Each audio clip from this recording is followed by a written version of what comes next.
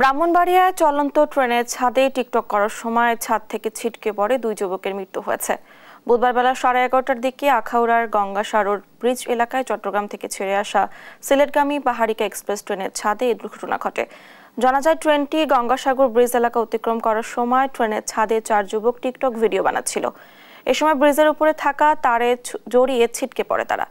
এতে ঘটনাস্থলে একজনের মৃত্যু হয়। আহতদের হাসপাতালে নেয়ার পথে মারা যায় আরও একজন।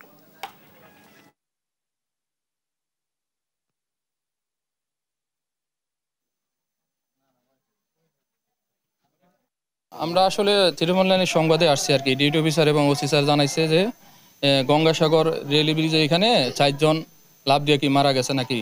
এই সংক্রান্তে আইসা দেখি যে আমরা একটা লোক ডেট করে আসে আর 3 জনরে জনসাধারণ হাসপাতালে প্রেরণ করছে। আমরা ওই এলাকাবাসী এখানে যারা ছিল এরা বলছে যে ছাদের উপর তারা টিকটক করতেছিল। ইতিমধ্যে তারপরে একটা যে ডিশের তারা ছিল এটা ফেস খেয়া 4 জনেই পড়ে গেছে।